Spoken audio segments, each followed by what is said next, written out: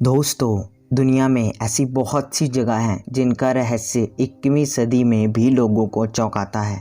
कला और संस्कृति के धनी राजस्थान की रेतीली धरती में कई राज दफन हैं जो यहाँ के राजवैज्ञानिकों के लिए भी चुनौती बन चुके हैं।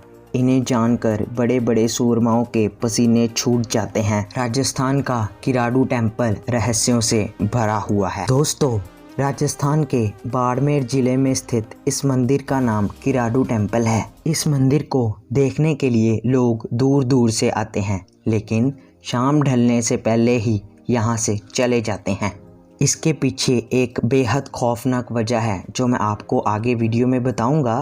पर इस मंदिर की मान्यता है कि जो भी व्यक्ति सूरज ढलने के बाद इस मंदिर में रुकता है वह हमेशा के लिए पत्थर का बन जाता है। इस खौफनाक रहस्य के कारण यहाँ कोई भी शाम ढलने के बाद नहीं ठहराता है।